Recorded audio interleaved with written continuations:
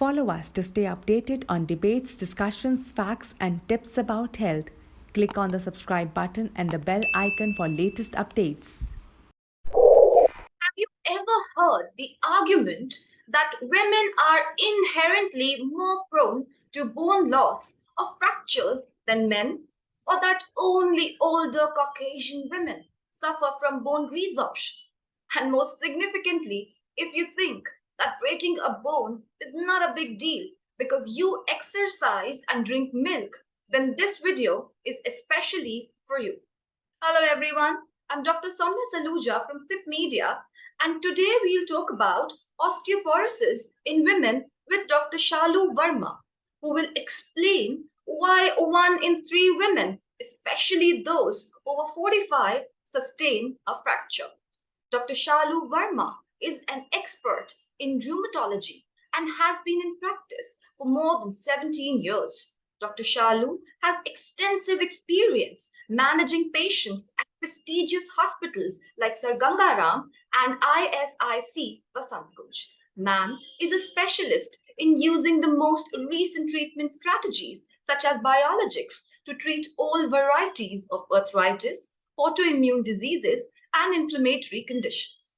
Additionally, Dr. Shalu holds the European Alliance of Associations for Rheumatology Fellowship and currently practices at the Metro Heart Institute and Multi-Speciality Hospital in Faridabad. Hello, ma'am. Ma'am, according to estimates, an osteoporotic fracture occurs every 3 seconds. And these fractures can lead to longer hospital stays than those caused by many other diseases.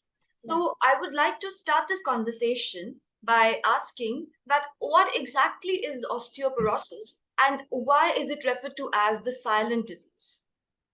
Okay. Talking about osteoporosis, first we should actually know exactly what is the meaning of osteoporosis. Yes. If we look at the word of osteoporosis, it's made up of two words, like it's joined together, osteo and porosis. Osteo means bones. Porosis means something which is very porous, like paper-like, very fragile. So when your bones become very, very fragile, that they tend to easily fracture, that's when you call it as osteoporosis. Bones इतना week हो जाती हैं कि जरा सा sneeze करने पर या थोड़े से झटके से ही अचानक से फ्रैक्चर हो सकता है. So that time we call it as osteoporosis. इसे साइलेंट डिजीज कहा गया because there are practically no symptoms for osteoporosis. किसी को पता भी नहीं लगेगा कि उन्हें ऑस्टियोपोरोसिस है टिल द टाइम जब आपकी अचानक से फ्रैक्चर हो जाती है bone with a very trivial injury or with just little bit of jerk or just maybe lying down on bed itself. तो इतना भी करने से अगर किसी को बहुत इजीली फ्रैक्चर्स हो रहे हैं बोन में किसी भी जगह पर, then you get to know अच्छा आपको ऑस्टियोपोरोसिस हो सकता है. बिकॉज सिम्टम्स बिल्कुल नहीं है, आप हॉस्पिटल जाते नहीं है, डॉक्टर से मिलते नहीं है, because you don't have any symptoms. इस वजह से इसे साइलेंट डिजीज कहा गया है कि धीरे धीरे आपकी बोन्स को, आपके जॉइंट्स को ये हार्म करती चली जाएगी without you getting any symptoms. Right ma'am.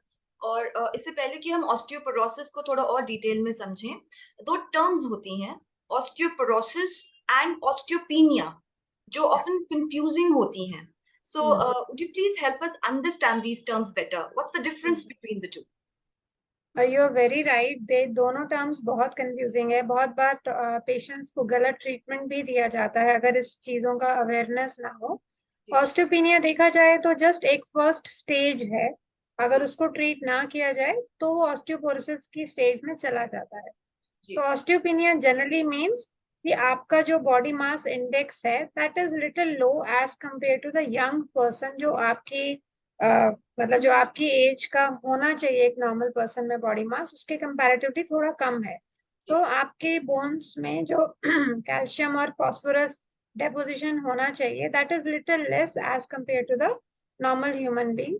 इसमें बट फ्रैक्चर्स की टेंडेंसी नहीं रहती. अगर होगा भी तो बहुत जोर से चोट लगेगी तो हो सकता है.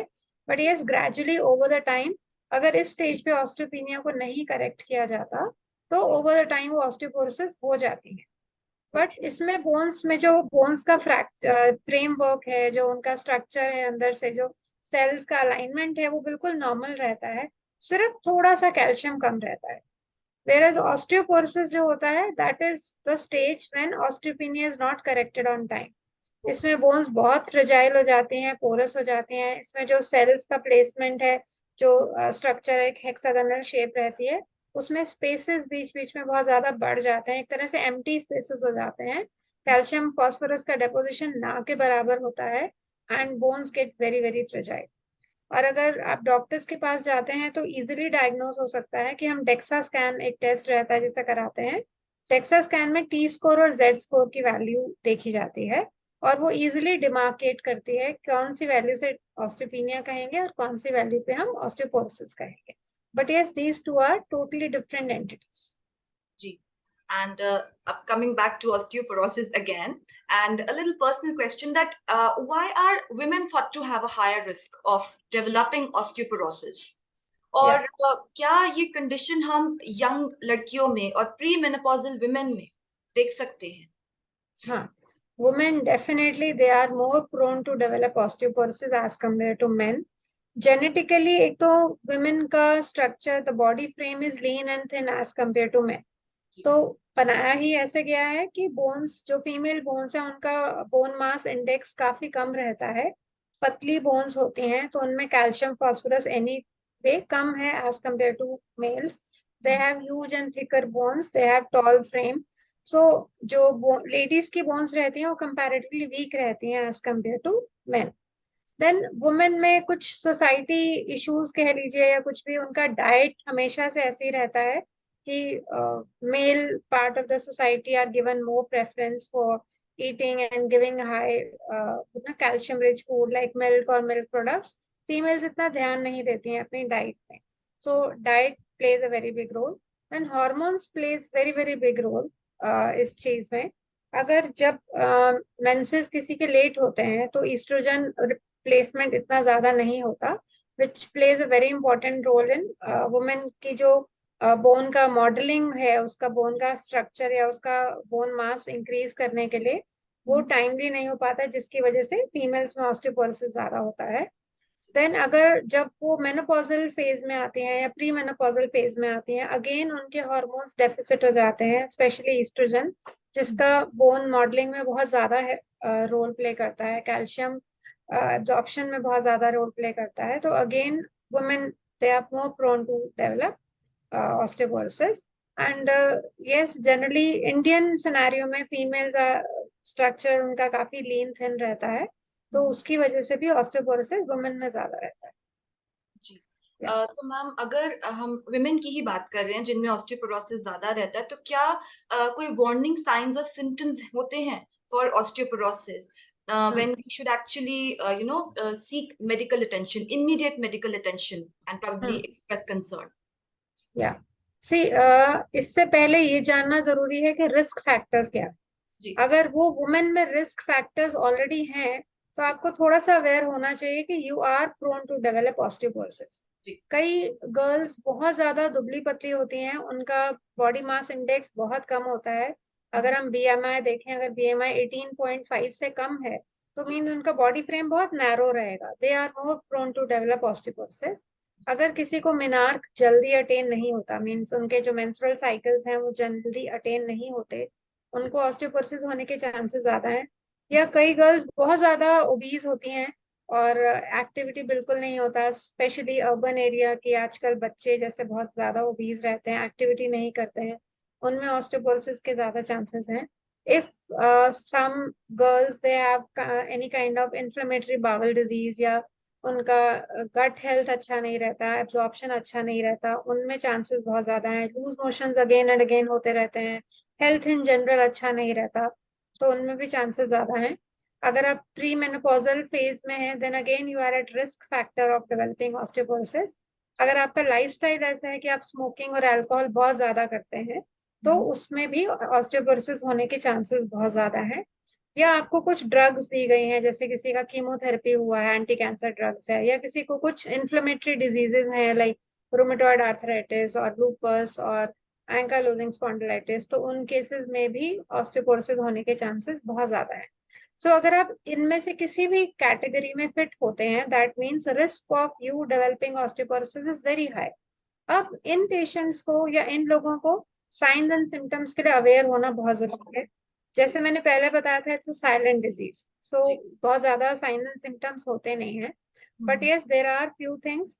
अगर आप 60-65 ईयर्स की एज ग्रुप में और आप सडनली देख रहे हैं आपका हाइट बहुत जल्दी जल्दी शॉर्ट होता जा रहा है, लाइक अगर आप 1.5 इंच के दौरान आपने like in a period of 1 or 2 years height loss किया है, that means you are developing osteoporosis, तो आपको इमीडिएट अटेंशन चाहिए।